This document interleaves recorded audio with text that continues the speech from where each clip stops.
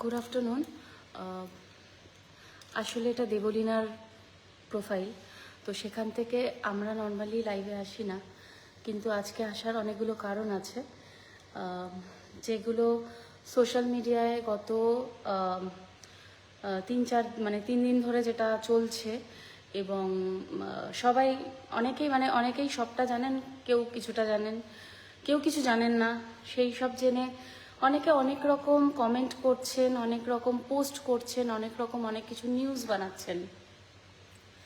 তো আমরা কালকেও আমরা দেখছিলাম, এবং এই নেগেটিভ যে কমেন্টগুলো বলুন বা আপনারা যে কমেন্টগুলো না জেনে করছেন, সেগুলোর জন্য আমার বোনের এফেক্ট হচ্ছে, প্র্যাকটিক্যালি এফেক্ট হচ্ছে। কারণ she is recovering from something, সেটা সবাই জানে। এবং কোন পরিস্থিতিতে গেলে একটা মেয়ে এরকম একটা স্টেপ নেওয়ার জন্য প্রস্তুত হয় বা নিজেকে তৈরি করে। অনেকে বলছেন it is a gimmick, it is a social media impact করার জন্য, সোশ্যাল মিডিয়ায় নিজের নাম ফাটানোর জন্য। প্রথম কথা, দেবলীনা নন্দীর সোশ্যাল মিডিয়ায় নাম ফাটানোর জন্য সুইসাইডের অ্যাক্টিং করার প্রয়োজন নেই। দ্বিতীয় বক্তব্য, একটা মানুষ যখন অ্যাক্টিং করে 4-5টা গুলি খায়, ট্যাবলেট খায়।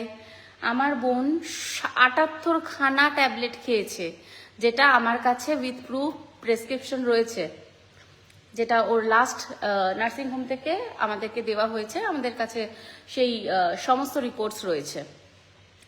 থার্ড জিনিস, অনেকে বলছে দুতরফা জানা উচিত। হ্যাঁ, ডেফিনেটলি আপনারা দুতরফা জানতেই পারেন, কিন্তু আমরা যারা খুব কাছের মানুষ, আমরা যারা ওর ঘরের মানুষ, ওর বন্ধুরা যারা অনেকেই রয়েছে, অনেকের কাছে বহু ঘটনা, 1 বছর 1.5 বছরের ঘটনা কখনো 10 মিনিটে বা 5 মিনিটে বলা সম্ভব নয়।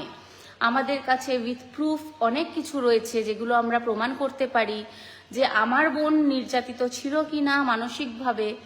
তো সেটা আমি প্রমাণ করতে পারবো আমার বোনের কোনো ভুল ছিল কি ছিল না। হ্যাঁ, একটা বাড়িতে যখন হাঁড়ি কলসি থাকে, ডেফিনেটলি সেখানে ঠোকাঠুকি লাগে, সেটা নিয়ে আমরা কোনো রকম কোনো উচ্চবাচ্য বলবো না। সেটা সব সংসারে অশান্তি থাকে, হাজব্যান্ড ওয়াইফে, গার্লফ্রেন্ড বয়ফ্রেন্ডে, সবার মধ্যে অশান্তি থাকে। কিন্তু তার মানে এই নয় যে আমার বোন ইন্টেনশনালি তার সাথে অশান্তি করছে বা ছেলেটা খুব টর্চার হচ্ছে, সেটা নয়। কিন্তু উপরন্তু উল্টোটা হয়েছে, এবং ওকে মানসিকভাবে প্রচুর স্ট্রেস দেওয়া হয়েছে। এর আগেও বহু ঘটনা ঘটেছে, যেগুলো আমরা আমি অনেক দিন ধরেই ওকে বলেছি যে সবাইকে জানা, সবার জানা দরকার। আজকে যেগুলো করছিস, আজকে যেগুলো পাবলিকালি এগুলো বলছিস না, এবং পাবলিক যেগুলো জানতে পারছে না, পরবর্তীকালে এই জিনিসটা যখন মানুষের সামনে ফ্ল্যাশ হবে, তখন মানুষ কিন্তু তোরই ভুল দেখবে। আমি ওটা অনেক দিন ওকে বলেছি যে তুই লোককে জানাতে শুরু কর, তুই লোককে জানা, তুই যেভাবে টর্চার্ড হচ্ছিস, যেভাবে তোর প্রবলেম হচ্ছে, যেই সমস্যাগুলো তোকে ফেস করতে হচ্ছে, আমরা রোজ দেখতে পাচ্ছি, সেই সমস্যাগুলোকে বল, মানুষকে বল। তো ও বলতো না, চুপ করে থাকতো। আমি বলতাম লাইভে এসে এত ভালো মানুষই দেখাস না, যেটা সত্যি সেটাকে তুলে ধর মানুষের সামনে। লোকে ভাবছে ওরা পজিটিভ, কিন্তু যখন ইন ফিউচার আমরা জানতাম প্রথম থেকে এই সমস্যা একদিন অ্যারাইজ করবে, কারণ এর আগেও হয়েছে। এবং আমি তখনও বলেছি, 1 তারিখেও আমি বলেছি, তুই যেভাবে দেখাচ্ছিস, যেভাবে রিপ্রেজেন্ট করছিস, ওরা হিরো হয়ে যাচ্ছে, তুই ভিলেন হয়ে যাবি। এরপরে যখন তোর সাথে কোনো সমস্যা হবে, তুই ভিলেন হয়ে যাবি। তো ও সেটা শোনেনি, এবং 1 তারিখে তখন বললো, হ্যাঁ দিদি ভাই, এবার থেকে আমি সত্যিটাই দেখানোর চেষ্টা করব। এবং যখন ওর প্রচুর সমস্যা, ও আগে যেত, চন্দননগর যেত, প্রতি সপ্তাহে যেত, যখন ছুটি পেত যেত, প্রবাহর সাথে যেত, তখন ওখানে গিয়ে ওকে অনেক কিছু ফেস করতে হতো। এবং একটা সময় এরকম হয়েছিল, ওকে বাড়ি থেকে বের করে দেওয়া হয়েছিল, শ্বশুরমশাই বের করে দিয়েছিল। তো সেই সময়ও যখন ওকে নিয়ে এসেছি, তখনও মা তো সারাক্ষণ কেঁদেই চলেছে, কিছু বলতে বললেই মা কাঁদে, যার জন্য মা কাউকে ফেস করছে না। হ্যাঁ, মাকে নিয়ে সমস্যা আমি তো জানি না কেন মাকে নিয়ে সমস্যা, প্রথম থেকে যেখানে জানে মা, ইভেন সেদিনকে যখন এই ঘটনাটা ঘটে তার 10 মিনিট আগে পর্যন্ত প্রবাহর সাথেই ওর সমস্যা হয়, এবং তখন ও বলে যে প্রবাহকে বলেছিল যে ঠিক আছে আমি তোমার সাথে মানে তুমি আমার সাথে, মানে প্রবাহর বক্তব্য মাকে নিয়েই তুমি সব জায়গায় যাও, মা তো তোমার পেছন ছাড়বে না, আমি তোমার সাথে থেকে কি করব, এরকম একটা বক্তব্য ছিল। এবং বোন তখন ওকে একটা কথাই বলে যে ঠিক আছে আমি, মা পেছন ছাড়বে নাটা তো বড় কথা নয়, আমি যদি মানে মার সাথে মানে মাকে নিয়ে যাব না, ঠিক আছে তুমি আমার সাথে চলো প্রোগ্রামে, আমি যাচ্ছি। তখন প্রবাহ বলে না আমার পক্ষে, মানে প্রবাহ সেটা তো কোনো রিপ্লাই করে না, এবং তারপরেই যে ঘটনাটা ঘটেছে মানে সেটা ঘটেছে, এবং ও সেই স্টেপটা নিয়েছিল। তো এছাড়া তো বহু কারণ রয়েছে যেগুলো মানে মাও কিছু বলতে পারে। মা বলো, তোমাকে নিয়ে সমস্যা বলো। আমি জামাই চাইনি, আমি ছেলে চেয়েছিলাম। প্রথম যখন আমার ফ্যামিলিতে আসে জামাই হয়ে, আমি বলেছিলাম তুমি আমার বড় ছেলে হয়ে এসো। আজকে থেকে জানবো আমার 4টে ছেলে মেয়ে, তোমরা 2 ভাই, আমার 5 ছেলে মেয়ে, তোমরা 2 ভাই, আর আমার 3 ছেলে মেয়ে। এই কথা বলেছিলাম, ভেবে আশাও করেছিলাম। প্রথম দিকে ঠিকই ছিল, আমি জানি না এত বড় ঝড় কীভাবে উঠলো আমি আশা করিনি। আমি সবসময় আমরা দুটো ফ্যামিলি কোথাও গেলে খুব মজা করতাম, যেতাম, বন্ধুর মতো মিশতাম, আমার ভালোই লাগতো। আসলে কাজের মাঝে থেকে থেকে না কোনো সময় কোনো কিছু এনজয় করতে পারিনি, খালি কাজেই থাকতাম। যখন আমরা দুটো ফ্যামিলি এক হয়েছি, একসঙ্গে সব জায়গায় যেতাম, খুব ভালো লাগতো আমার, খুব ভালো লাগতো। আমাদের বাড়িতে যেতাম, প্রচুর আনন্দ করতাম। কিন্তু সেই আনন্দের মধ্যে যে এত নিরানন্দ, আমাকে নিয়ে সবার মধ্যে এত কষ্ট, আমি জানতাম না যে আমার জন্য আমার মেয়ে এত কষ্ট পাবে। শেষমেশ উঠেই এলো যে মাকে ছাড়তে হবে, মাকে ছাড়তে হবে, এই কথা শুনেছি। কিন্তু আমি কখনো ভাবিনি যে আমাকে নিয়ে এত সমস্যা তৈরি হবে। আমি কখনোই চাইনি আমার মেয়ের সংসার ভাঙুক। আমি কোনো মা, আমি তো মনে করি কোনো সুস্থ মায়েরা কখনোই মেয়েদের সংসার, মেয়েরা তো ঘরে রেখে দেওয়ার কোনো বস্তু বা জিনিস না, তাদের সংসার করতে দিতেই হবে, পাঠাতেই হবে। চিরকাল তো আমরা মা বাবারা বেঁচে থাকবো না। আর আমার গতকাল আমার এখনও অবধি আমার মন মেজাজে একদম ঠিক নেই। জানি যে যারা মায়েরা আছো বিশেষ করে তারা বুঝতে পারবে সন্তানের এরকম ঘটনা ঘটলে তাদের মায়েদের মনের অবস্থা কি থাকে। আমি জানি না কাকে কি আমি বলেছি না বলেছি, সেটা নিয়েও নাকি আমাকে অনেক কেউ কিছু বলছে। আমি আর কিছু বলতে চাইছি না। আমার খাওয়া নেই, ঘুম নেই। কেন কোনো মায়েদেরই খাওয়া ঘুম থাকে না। আমাদের ভাগ্য অনেক ভালো, আমরা দেখতে পেয়েছিলাম, তাই ওই মেয়েটি দেখতে পেয়েছিল গাড়ির ভিতরে, আমাদের বাউন্সার মেয়েটি, প্রাণী বেঁচে গেছে, হয়তো বাস্তব না। আর এটা আমার মেয়ে নাটক করেনি, এটা অনেক কষ্টেই মেয়েটা কাজটা করেছে। আর তোমরা মেয়েরা বা মায়েরা জানো যে মেয়েরা কতটা কষ্ট পেলে দেওয়ালে পিঠ ঠেকলে এই পদ্ধতি নেয়। আর আমি এখনও বলছি, আমি সবসময় চাই আমার মেয়ে ভালো থাকুক বা ছেলে মেয়েরা ভালো থাকুক, সংসার করুক, আমি এখনও চাই। কখনো আমি ভিলেন হয়ে আমি কারোর সংসার ঢুকতে যাইনি। আমার মেয়ে জামাই যদি কোথায় ঘুরতে যায় আমি সেখানে যেতাম না, তো ওদের জায়গায় ওটা, আমি কাজের জায়গায় যেতাম। আমি সব জায়গায় কাজের জায়গায়, এটা বিয়ের আগেও মেয়ে বলেছিল যে আমার মা সব জায়গায় যাবে, আমরা দুটো ফ্যামিলি একসঙ্গে যাবো। কেন বিয়ের পরেও তো কাজে যেসব জায়গায় মানে প্রবাহ যেখানে বলতো যে আমরা যাব, আমি যাব, সেখানে তুমি যেতে না, সেটাও বলো যে আমি তো যেতাম না। আমি যেতাম না। আমি এমন কথা, আমি যে প্রভাব, আমি প্রত্যেকদিন যখনই শোয়ের কথা হতো, আমি প্রভাব বাড়িতে আছে বলছে, যদি বলে হ্যাঁ আছে, মানে তাহলে যাক না, ও স্ট্যান্ড বাই আছে। তারপরে যদি কখনো বলতাম আছে বাড়িতে, তাহলে ওকে যেতে বল।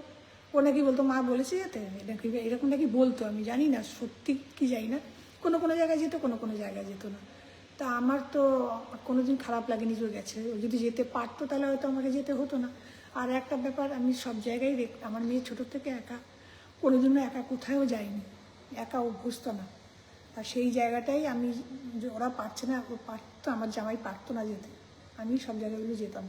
অনেক রকম সমস্যা হয় একটা মেয়ে, আমাদের দেশে মেয়েদের তো কোনো নিরাপত্তা নেই, সকলেই জানে। কত রাত বেরাতে বেরোতে হয়, ঢুকতে হয়, কত জায়গায় গাড়ির কত প্রবলেম হয়েছে, আমি একা নেমেছি। আমি এমনও গেছে, আমি চন্দননগর থেকে ফেরার সময় রাত 12টা বাজে, দেরি করে আসতাম ওদের ওখানে, বলছে খাওয়া দাওয়া করে যেত, আসতাম। তখন দেখি রাত 12টার সময় চাকা ভাড়া হঠাৎ পাংচার হয়ে গেল। প্রত্যেকটা পাম্পে গিয়ে এরকম হাত জোড় করে বলেছে আমার মেয়ে গাড়ি পাংচার হয়েছে, একটু হাওয়া দিয়ে দেবে। এরকম প্রত্যেকটা পাম্পে দাঁড়িয়ে দাঁড়িয়ে হাওয়া দিয়ে আমি তারপরে রুবি অবধি আসি, ওখানে সে গাড়ি ঠিক করি। রাত 4টের সময় আমি মেয়েকে নিয়ে বাড়িতে ফিরি। রাস্তায় ডানকুনিতে জ্যামে দাঁড়িয়েছে, 2:30, 3টে, 4টে অবধি দাঁড়িয়ে আছি, জ্যাম তো জ্যাম। ভোরবেলা মেয়েকে নিয়ে ফিরেছি। একটা মেয়ে কখনো সম্ভব হয় একটা গাড়ি নিয়ে মেয়ে গাড়ির মধ্যে বসে থাকবে? রাস্তায় দুনিয়া আর লরি থাকে। সবাই তোমরা বা আপনারা সবাই জানেন যে আমাদের দেশে মেয়েদের কোনো নিরাপত্তা নেই। আমি মেয়ের গাইড হিসেবে থাকি, মা হিসেবে থাকি আমি।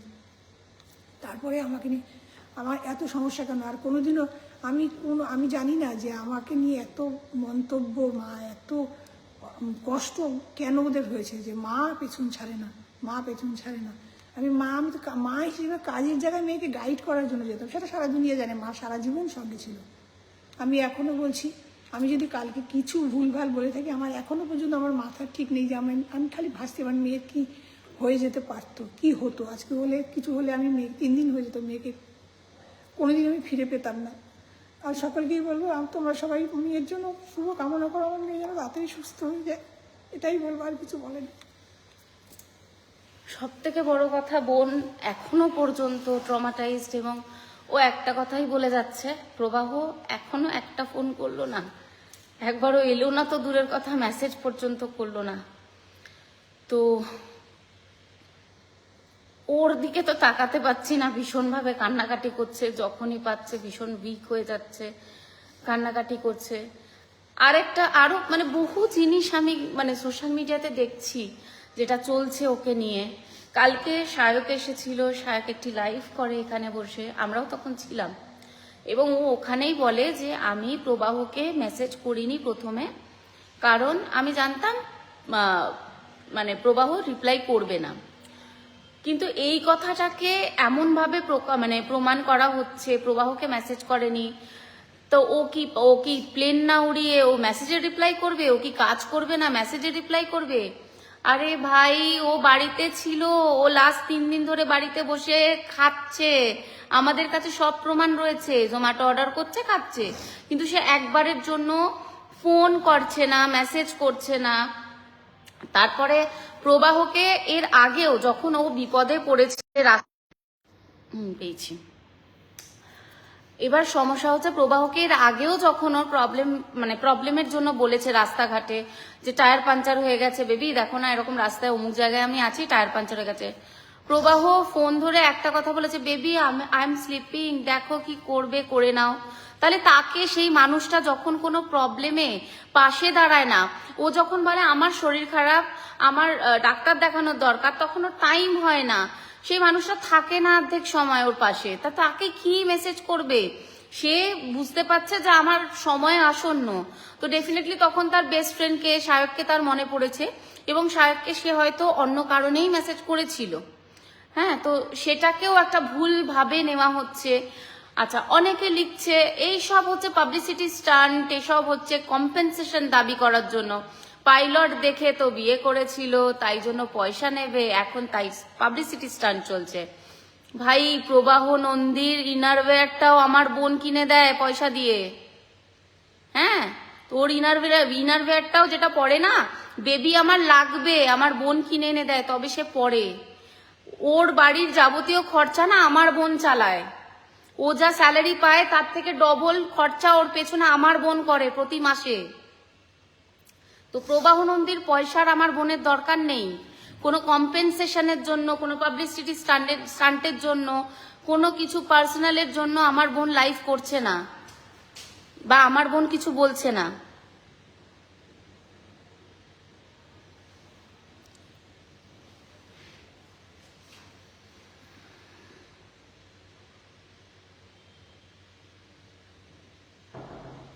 বাড়িতে কোনো ক্রাইসিস চলছে না। শম্পা বন্দ্যোপাধ্যায় আজকে সোশ্যাল মিডিয়ায় মা আর বোন লাইভ করার কারণটা প্রত্যেককে তোমাদেরকে জবাব দেওয়ার জন্য। তোমরা তো মনে করো ক্রাইসিস চলছে, হ্যাঁ ক্রাইসিস চলছে। আমি কালকে আমার বোনকে এখানে হসপিটালে 3বার সুইসাইড অ্যাটেম্প থেকে বাঁচিয়েছি। আমি হসপিটালে বসে রয়েছি সারা রাত্রির জেগে, ঠিক আছে? তোমরা কেউ জেগে বসে নেই। ক্রাইসিস আমি সামলাচ্ছি, সবকিছু আমি হ্যান্ডেল করছি, আমার মা হ্যান্ডেল করছে, সাফার করছে। আর বোনের ওপর তো যা যাচ্ছে যাচ্ছে। এগুলোকে যদি লেকচার মনে হয়, এগুলোর জন্য যদি মনে হয় আমরা পাবলিসিটি স্টান্ট করছি, হ্যাঁ, তো তাহলে তোমাদের মানে কিছু বলার নেই। তোমাদের মেয়ে হওয়ার তোমরা যোগ্য নয়। একটা মেয়ের পাশে যারা দুঃসময় দাঁড়াতে পারে না, আর যারা এরকম বড় বড় কথা বলে, পাবলিসিটি স্টান্ট, যারা বলছেন কম্পেনসেশন। প্রবাহ নন্দীর ইনারওয়্যারটাও আমার বড় মানে আমার বোন কিনে দেয় বলে পরে ভিকিরির মতন তো চাইতে থাকে সবকিছু। আমার বোন দেয়, সে কম্পেনসেশন নেবে। ওর কম্পেনসেশনের প্রয়োজন নেই, দেবলীনা নন্দীর কম্পেনসেশনের দরকার পড়ে না। ও যে বেঁচে ফিরে এসেছে এটাই আমাদের কাছে অনেক। যারা বলেন আমরা জানি। এরপরেও আমি আমার বোনকে আজকে সকালেও জিজ্ঞাসা করেছি, বলেছি, এবং ও এখনো বলেছে আমি প্রবাহকে খুব ভালোবাসি। ও যদি এখনো আসে, ও যদি এখনো বলে ভুল হয়ে গেছে, কেমন আছো, আমি তোমায় খুব ভালোবাসি, ও চলে যাবে। আমরাও জানি ও চলে যাবে, যার জন্য আমরা ওর এগেনস্টে কোনো রকম কোনো স্টেপও নিইনি, কিচ্ছু করিনি। যারা বলছেন তাদের ঘরে যদি এই ঘটনাটা ঘটতো, তারা এরকম লেকচার বেরোতো তাদের মুখ দিয়ে। আজকে যারা এই কথাগুলো তোমরা বলছো, তারা আগে সাইডটা দেখে নাও। দুদিক দেখবে, দুদিক দেখো, আমাদের কোনো যায় আসে না। আমরা ওরকম ডাবল ফেসেস হয়ে থাকি না। আমরা যেটা সামনে সেটা বলি। আমাকে যারা পার্সোনালি চেনো তারা প্রত্যেকে জানো। আমার পার্সোনাল বন্ধু বান্ধবরা সবাই জানতো যে আমার বোনের সাথে কি হচ্ছে। তাও আমরা তারা অনেকদিন বলেছে এটা প্রোটেস্ট করো, এটা বলছো না কেন।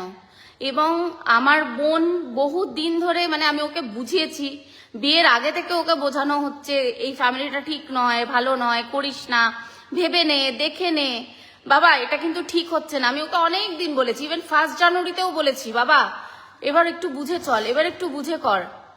এর আগেও অনেকবার অনেক কিছু ঘটেছে, যেগুলো সবকিছু হয়তো সোশ্যাল মিডিয়াতে বলা সম্ভব নয় বা সবাইকে বলা সম্ভব নয়। কিছু নিজেদের পার্সোনাল জিনিস থাকে, আমরা চেপে থাকি। সব থেকে বড় কথা, আমরা একটা মিডল ক্লাস ফ্যামিলি, আমাদের মেন্টালিটি মিডল ক্লাস।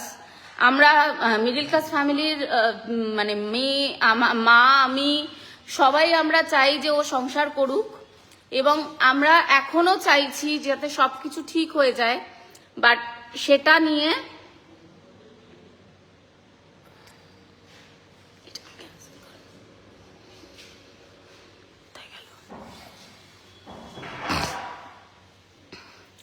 তো যাই হোক, টাকা নিয়ে বিয়ে করেছে বা টাকা দিয়ে বিয়ে করেছে এরকম ব্যাপার তো নয়। টাকাই কি সব? দুটো ফ্যামিলি, টাকা সম্মান না হলে এটাই হয়, সমান না হলে এটাই হয়। আচ্ছা, প্রবলেমটা হচ্ছে দুটো ফ্যামিলি টাকা সমান না হলে এটাই হয়। যিনি কমেন্ট করেছেন, আমি জানি না আপনি কি বেসিসে কমেন্টটা করেছেন। আমার বোন কিন্তু কোনোদিন ওদেরকে কোনো ঘ্যাম দেখায় না। ওদের যেটা আছে, ওদের 1% থাকলে ওরা 100%-এর ঘ্যাম দেখায়। হ্যাঁ, এবং আমি এতদিন ধরে দেখছি প্রবাহ নন্দী এবং তার ফ্যামিলিকে, তার মা বাবা, তারা প্রত্যেকে, আচ্ছা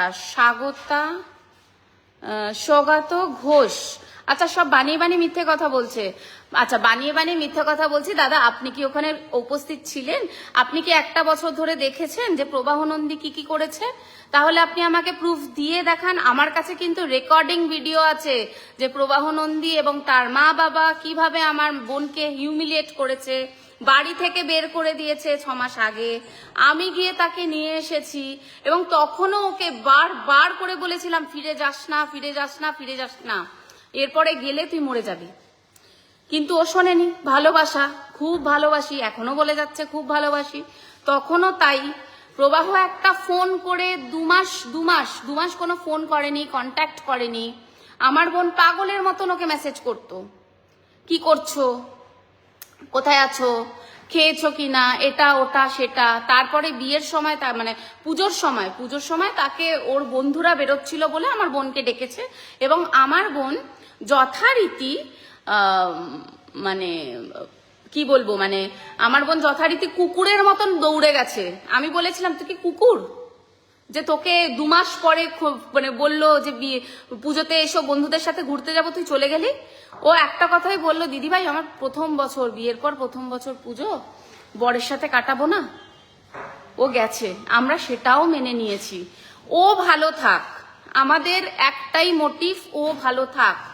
কিন্তু সেটা আলটিমেটলি কিছু হলো না। আজকে আমার বোনটার যদি সেদিনকে কিছু ঘটনা ঘটে যেত, সায়কের যদি খবর দিতে কিছু দেরি হয়ে যেত, মধুমিতা যদি টাইম মতন স্টেপ না নিত, নার্সিং হোমটা যদি সময় মতন পাওয়া না যেত, তাহলে হয়তো আমার বোনের সত্যি ছবি ঝুলতো কোথাও একটা দেয়ালে। আমাদের বাড়িতে ক্রাইসিস চলছে ক্রাইসিস। আমি আমার সংসার সবকিছু ছেড়ে দিয়ে আমি হসপিটালে বসে রয়েছি, না খেয়ে না দে। আমি কালকের থেকে বাড়ি যাইনি। আমার মা বাড়ি যায়নি, মা খাওয়া দাওয়া করেনি। আমাদের কোনো ঘুম নেই বোনকে বাঁচানোর জন্য। বোন যখন তখন ট্রমাটাইজড হয়ে যাচ্ছে, যখন তখন এইসব কমেন্ট দেখছে আপনাদের এইসব প্রভোকিং যত সমস্ত আপনাদের মানে ভুলভাল কথাবার্তা দেখছে। তো এই সমস্তগুলো দেখে আমার বোন আরো ট্রমাটাইজড হয়ে যাচ্ছে। আমি বারবার বলছি ফোন নিস না হাতে, এই কারণে তোকে ফোন দেওয়া হচ্ছিল না।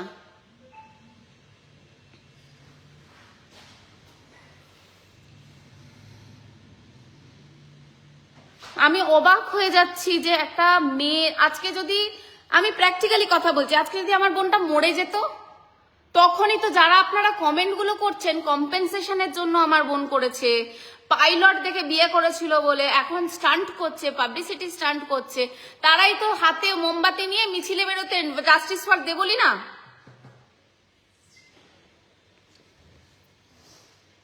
আর আজকে আপনারা বলছেন আমার বোন পাবলিসিটি স্টান্ট করছে। একটা ছেলের ফ্যামিলি মিথ্যে কথা বলে চিটিংবাজি করে টাকা নিয়ে তিনবার রেজিস্ট্রির জন্য বড় করে ঘটা করে লোক খাইয়ে রেজিস্ট্রি করিয়ে আশীর্বাদ দেখিয়ে রেজিস্ট্রি সে আজ পর্যন্ত, বিয়ের 1 বছর হয়ে গেছে, আজ পর্যন্ত সেই রেজিস্ট্রির পেপার পাওয়া গেল না। আমি যখন 6 মাস আগে যখন ওদের বাড়িতে আমার বোনের কাজ থেকে ফিরতে কেন দেরি হচ্ছে, তার ছেলের সঙ্গ পাচ্ছে না, সেই কারণে তার বাবা ডেকে পাঠিয়েছিল, তখন গেছিলাম। তখন আমি যখন বললাম রেজিস্ট্রি পেপারটা কি হলো, রেজিস্ট্রি সার্টিফিকেটটা কি হলো, তখন পরিষ্কার আমাকে জানানো হলো ফিঙ্গারপ্রিন্টের প্রবলেম। ওর নাকি একটা মানুষের কাজে যাচ্ছে বায়োমেট্রিক দিয়ে, রেগুলার ফিঙ্গারপ্রিন্ট মিলছে, হ্যাঁ, আর এইখানে যাচ্ছে যখন তখন মানে রেজিস্ট্রি করতে যাচ্ছে ফিঙ্গারপ্রিন্ট মিলছে না। আমি বললাম এটা আবার কিরকম ধরনের ফিঙ্গারপ্রিন্ট মেলেনি, মানে এটা আবার কখনো হয় নাকি একই মানুষের ফিঙ্গারপ্রিন্ট মিলছে না। তারপরে ওর বাবা বলল আমি তো চাই না রেজিস্ট্রিটা করাতে। ওদের এটা ধ্যান ধারণা, এই যে যারা আপনারা লিখছেন না কম্পেনসেশন দাবি করবে আমার বোন, ওর বাবা মা প্ল্যানটা আগে থেকেই করে রেখেছে যে যদি রেজিস্ট্রিটা হয়ে যায়, দেবলীনা যদি কম্পেনসেশন চায়, যদি ওদের সম্পত্তি চলে যায়, সেই কারণে রেজিস্ট্রিটা তার মানে দেয়নি। ছেলে মরে গেলে তা ছেলের যে ইন্স্যুরেন্সের টাকাগুলো রয়েছে সেগুলো তো বউ পেয়ে যাবে রেজিস্ট্রিটা যদি হয়ে যায়। সেই কারণেই ওর বড় মানে বাবা মা এত পয়সার লোভী যে যার জন্য রেজিস্ট্রিটা করতে দিল না। তাহলে পয়সার লোভীটা কে? দেবলীনা নন্দী নয়, প্রবাহ নন্দীর বাবা মা।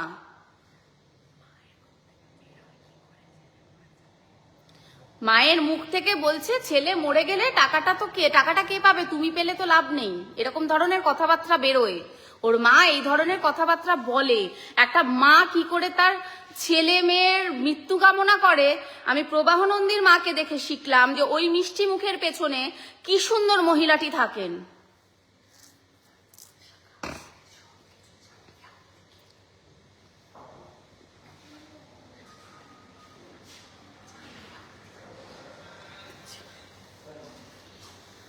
আমার বোন প্রচুর কষ্ট করেছে, প্রচুর স্যাক্রিফাইস করেছে, প্রচুর প্যাম্পার করেছে ওদেরকে, প্রচুর দিয়েছে, প্রচুর ভুগেছে, প্রচুর সহ্য করেছে, প্রচুর মেন্টাল স্ট্রেস নিয়েছে, আর ও নিতে পারেনি। এবং আমি ওকে বারবার বলেছিলাম এরকম কোনো স্টেপ নিস না, আমরা আছি, তোর ভালো না লাগলে তুই বেরিয়ে আয়। কিন্তু ও একবারের জন্যও বলেনি যে আমি প্রবাহকে ছেড়ে থাকবো।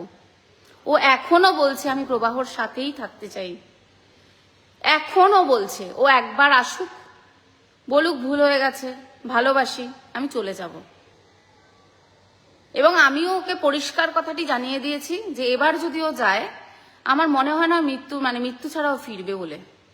কারণ যে ঘটনাটা ঘটেছে 3 তারিখ মাঝরাত্রিবেলা 2:30-র সময়, মানে 4 তারিখই ধরলাম আমি, আজকে হচ্ছে 6 তারিখ, এই 3 দিন কেটে গেল। 3 দিনের মধ্যে প্রবাহ নন্দী এবং তার মানে ফ্যামিলি, তার বাবা মা, ইভেন তার ভাই পর্যন্ত, যাকে কিনা আমার বোন ভাইয়ের মতন ভালোবাসতো, ভাইয়ের মানে আমাদের ভাইয়ের মানে রাজার মতনই তাকে ভালোবাসতো, তাকে পর্যন্ত মানে সে পর্যন্ত একটা ফোন করে কেন মেসেজ করে খোঁজ নেয়নি। তাদের সবার কাছে ভাইয়ের নাম্বার আছে, বাবার নাম্বার আছে, মার নাম্বার আছে, লাইভ দেখছে। মানে বোন লাস্ট যে লাইভটা করেছে, যেই লাইভটা নিয়ে ধুমধুমার কাণ্ড হলো এবং তারপরে মিডিয়াতে ছেয়ে গেল, এত কিছু হলো, তারপরেও তাদের টনক নড়লো না। তারা বাড়িতে বসে জোম্যাটো অর্ডার করতে পারছে, বাট তারা মানে ওই যে কয়েকজন কমেন্ট করেছে আমি দেখেছি, পাইলট তো ওর কি কাজবাজ নেই, সারাক্ষণ কি বসে বসে মেসেজ করবে না বউকে তোয়াজ করবে? হ্যাঁ, বউকে তোয়াজ করতে হবে না, মেসেজও করতে হবে না, বাড়িতে বসে বসে যেই সময়টা জোম্যাটো অর্ডার করে খাচ্ছে সেই সময়টা বউয়ের খোঁজটা নিতে পারতো। আমার মনে হয় একটা সাধারণ মানুষ হয়ে, আমি আমার বোনের দিকে তাকিয়েও যদি না বলি, একজন সাধারণ মেয়ে হয়ে যদি আমি বলি, আজকে আমার যদি কোনো ক্রাইসিস হয়, আমি এক্সপেক্ট করবো আমার লাভ ওয়ান, আমি যাকে ভালোবাসি, আমি যাকে মানে সেটা আমার বয়ফ্রেন্ড হোক, সেটা আমার হাজবেন্ড হোক, সে আমার পাশে এসে দাঁড়াবে, সে আমার খোঁজ করবে। কারণ ওই ক্রাইসিসের টাইমটাতে না ওই সাপোর্টটা, মেন্টাল সাপোর্টটা দরকার পড়ে, টাকা সাপোর্ট দরকার পড়ে না।